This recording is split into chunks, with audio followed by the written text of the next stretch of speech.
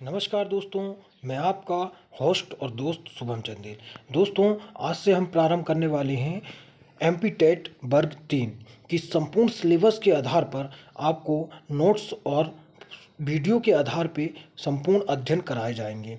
दोस्तों, topic wise आपको video playlist में उपलब्ध कराई जाएगी। सभी नोट्स को प्राप्त करने के लिए आप हमारे टेलीग्राम चैनल पर जुड़ सकते हैं। तो दोस्तों, आज से हम शुरुआत करते हैं पर्यावरण अध्ययन की। तो दोस्तों, सिलेबस में आपके दिया हुआ है इन्वायरमेंटल स्टडी में पहले नंबर में परिवार, दूसरे नंबर में है परिवार के कार्य विशेषताएं एवं वर्गीकरण, और तीसरे नंबर में दिया है दोस्तों परिवार और समाज में सह संबंध। चौथे नंबर में परिवार के सदस्यों की देखभाल और उनके प्रति संवेदनशीलता। पाँचवें नंबर में पढ़ेंगे दोस्तों हमारे मित्र।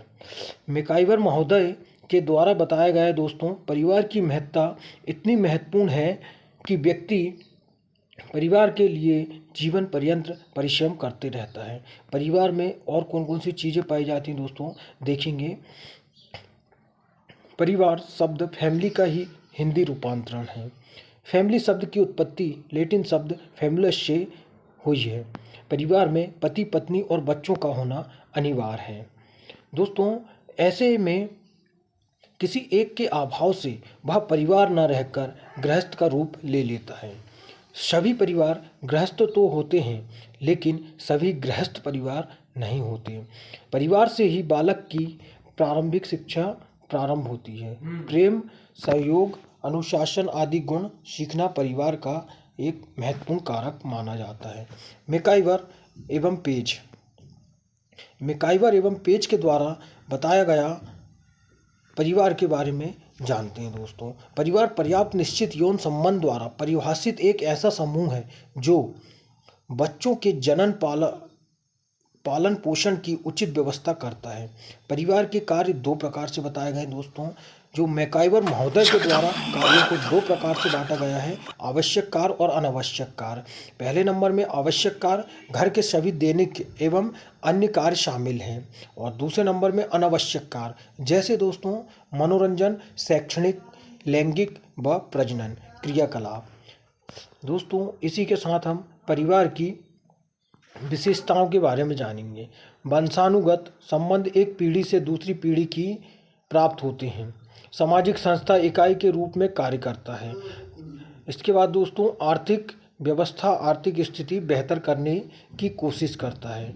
वैवाहिक अनिवार्यता दोस्तों संतानोत्पत्ति एवं विवाह की अनिवार्यता होती है। वंश की वृद्धि के लिए उत्तरदायी होते हैं। और सामाजिक सुरक्षा, परिवार में सभी सदस्य समाज के साथ सुरक्षित महसूस करते हैं। दोस्तों, परिवार का समाज के बीच में रहना बहुत अत्यधिक आवश्यक है। समाज और परिवार एक दूसरे से परस्पर संबंधित हैं। दोस्तों, परिवार की अन्य प्रमुख विशेषताएं क्या हो सकती हैं, देखते हैं दोस्तों। बच्चों का लालन पोषण करना, एक निवास स्थान, अपनत्व की भावना, सामाजिक नियंत्रण का प्रभावी साधन, सीमित आकार, रक्त साधनों का बंधन, भावनात्मक लगाव। दोस्तों, क्वालिटी में थोड़ा सा कमी आपको दिखाई दे रही होगी। दोस्तों, क्वालिटी में कोई ज़रूरी नहीं है कि आप स्मार्ट बोर्ड में ही पढ़ें। दोस्तों, चीज़ अच्छी होना चाहिए, बस हमें तो सिलेक्शन चाहिए, हमारी सीट एक पक्की करना है बस। दोस्तों, आशा करते हैं हमारी वीडियो आप लोगों को पसंद आती होगी और अन्य लोगों को भी इसका लाभ मिले, इसलिए आप इसे शेयर, लाइक और सब्सक्राइब जरूर करें। धन्यवाद। दोस्तों, आगे देखते हैं। परिवार की 4 विशेषताएं बताई गई हैं, जिसमें दोस्तों पहले नंबर में है संस्थागत यौनाचार, दूसरे नंबर में है नामकरण द्वारा वंश निर्धारण, आर्थिक इकाई, संयुक्त निवास। परिवार का वर्गीकरण दोस्तों संख्या के आधार पर परिवार, केंद्रीय परिवार या नाभिकीय परिवार जिसे न्यूक्लियर फैमिली भी कहा जाता है, जो एक पुरुष, स्त्री तथा अनेक आश्रित बच्चों से मिलकर बना होता है। और दूसरे नंबर में है दोस्तों संयुक्त परिवार। संयुक्त परिवार में ज्वाइंट फैमिली। संयुक्त परिवार मतलब दोस्तों ज्वाइंट फैमिली। इसमें देखते हैं तीन से अधिक पीढ़ियों के सदस्य एक साथ ही घर में रहते हैं। सामूहिक संपत्ति, पूजा, भोजन आदि इन्हें संयुक्त परिवार में शामिल किया जाता है। आप लोगों में से भी काफ़ी लोग संयुक्त परिवार से बिलोंग करते होंगे। दोस्तों तीसरे नंबर में आता है विस्तृत परिवार। निवास के आधार पर देखेंगे दोस्तों, निवास के आधार पर है पितृ स्थानीय परिवार। विवाह के बाद पत्नी अपने पति एवं पति के माता पिता के साथ रहने लगती है। और मातृ स्थानीय परिवार, विवाह के उपरांत पति पत्नी के माता पिता के निवास स्थान पर रहने लगता है, जिसे दोस्तों हम बोलचाल की भाषा में घर जमाई भी बोलते हैं। इसके बाद स्थानीय परिवार, पति पत्नी विवाह के बाद ना पति के साथ और ना ही पत्नी के पक्ष के लोगों के साथ रहता है। उनका अलग ही एक घर बना होता है दोस्तों, उसे स्थानीय परिवार कहेंगे। पितृ स्थानीय परिवार, जब नवविवाहित दंपत्ति पति या पत्नी में से किसी एक के ही साथ रहने को बाध्य नहीं होते, बल्कि किसी के ही भी साथ रहने को सहमत होते हैं। और दोस्तों इसके बाद मामा स्थानीय परिवार, नवविवाहित दंपत्ति पति की माँ के भाई अर्थात मामा के परिवार में जाकर रहने लगते हैं। यह परिवार व्यवस्था ट्रोबिया द्वीप समूह में प्रचलित है। और द्विस्थानीय परिवार, विवाह के बाद पति पत्नी अपने जन्म के परिवारों में ही रहते हैं। इसमें द्विस्थानीय परिवार, विवाह के बाद पति पत्नी अपने जन्म के परिवारों में ही रहते हैं। इसमें पति रात्रि में अपनी पत्नी के घर जाता है और दिन में वह अपने जन्म के परिवार में रहता है, उसे द्विस्थानीय परिवार कहते हैं। दोस्तों अधिकार के आधार पर पितृसत्तात्मक परिवार और मातृसत्तात्मक परिवार। दोस्तों कमेंट बॉक्स में आप बताइए, भारत देश में पितृसत्तात्मक परिवार पाए जाते हैं ज़्यादा या मातृसत्तात्मक परिवार पाए जाते हैं। दोस्तों पहले नंबर में हम जानेंगे पितृसत्तात्मक परिवार। ऐसे परिवार की सत्ता अधिकार पिता व पुरुषों के हाथों में होती है, जो परिवार पर नियंत्रण रखते हैं, उसे पितृसत्तात्मक परिवार कहते हैं। और दोस्तों दूसरे नंबर में मातृसत्तात्मक परिवार की सत्ता अधिकार माता स्त्री के हाथों में होती है।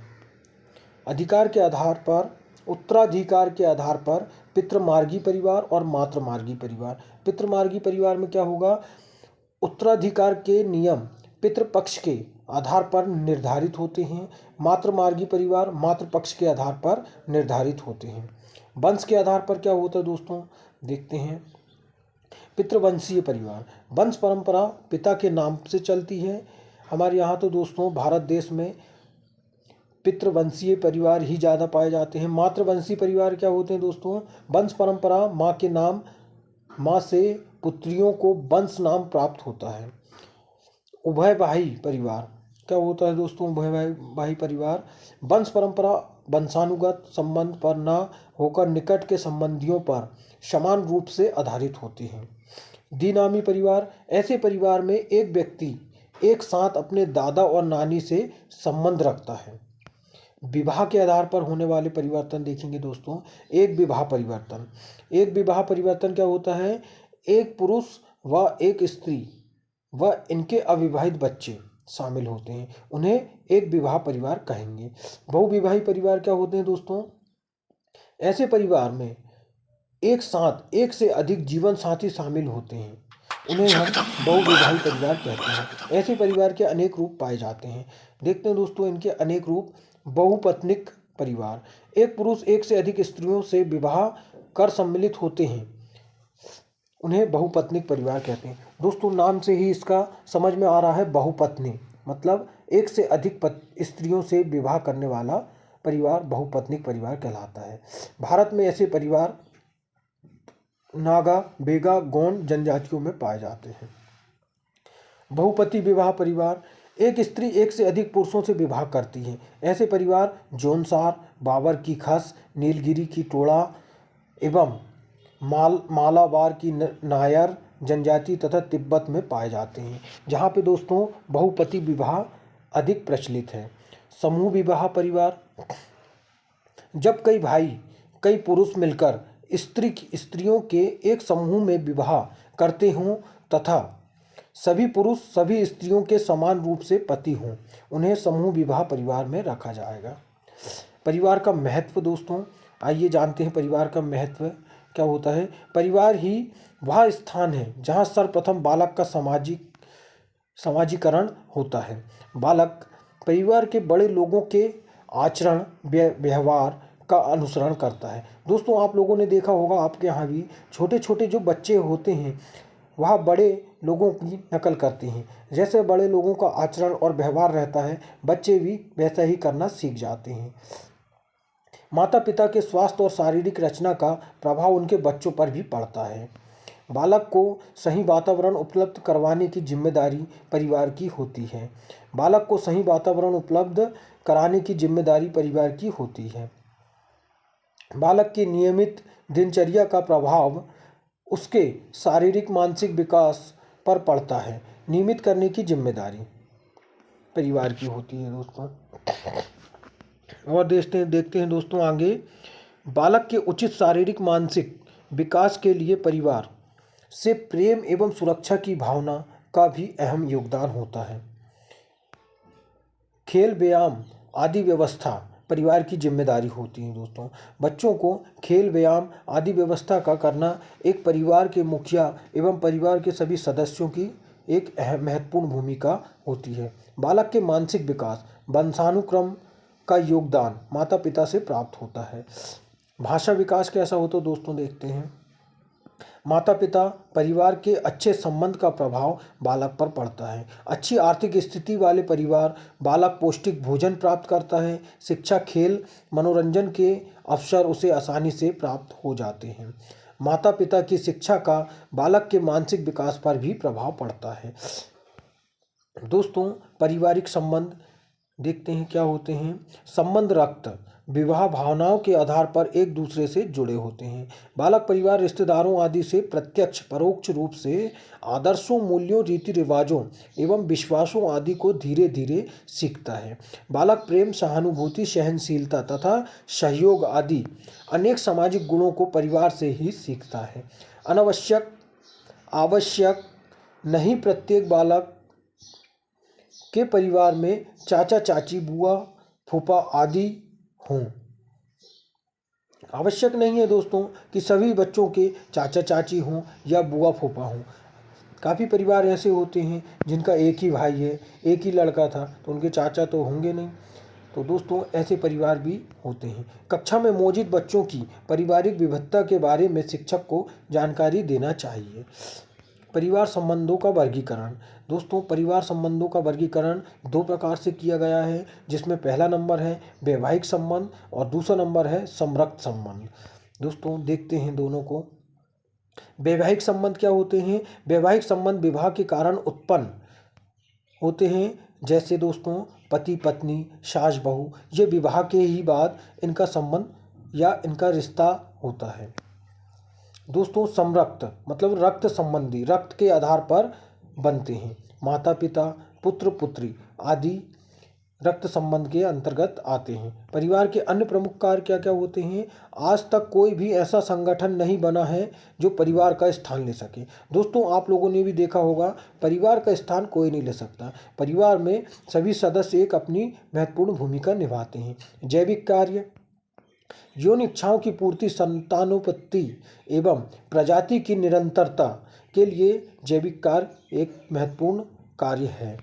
शारीरिक कार्य क्या है दोस्तों। शरीर की रक्षा एवं बच्चों का पालन, भोजन और निवास आदि की व्यवस्था शारीरिक कार्य कहलाते हैं। आर्थिक कार्य क्या होते हैं दोस्तों। आय एवं संपत्ति का प्रबंध, आय एवं संपत्ति ही आर्थिक कार्य के अंतर्गत आती हैं। सामाजिक कार्य क्या होते हैं दोस्तों। सामाजिक नियंत्रण एवं परंपराओं का विकास, सभी परंपराओं को साथ में लेकर एवं सामाजिक गुणों को सीखना ही सामाजिक कार्य कहलाता है। मनोवैज्ञानिक कार्य क्या होते हैं दोस्तों। नागरिकता का पाठ सीखना और तार्किकता का विकास ही मनोवैज्ञानिक कार्य कहलाता है। धार्मिक कार्य अनुष्ठान करना ईश्वर के प्रति श्रद्धा करना, पर्व त्यौहार धार्मिक कार्य के अंतर्गत आते हैं। शैक्षणिक कार्य, शिक्षा, मानव विकास आदि शैक्षणिक कार्य के अंतर्गत आते हैं। समाज क्या होता है दोस्तों? एक से अधिक लोगों के समुदाय से मिलकर बना एक बड़ा समुदाय ही समाज कहलाता है। परिवार और समाज में सहसंबंध, परिवार को समाज की लघु इकाई कहा जाता है। सर्वप्रथम बालक का परिवार में ही समाजीकरण होता है। परिवार की सामाजिक स्थिति बालक के सामाजिक विकास को प्रभावित करती है। अतः परिवार एवं समाज एक दूसरे से संबंध है। दोस्तों आशा करते हैं आज की वीडियो आप लोगों को पसंद आई होगी और इसी प्रकार टॉपिक वाइज आपको वीडियो हम उपलब्ध कराते जाएंगे। हमारी वीडियो को लाइक एवं सब्सक्राइब जरूर करें। धन्यवाद।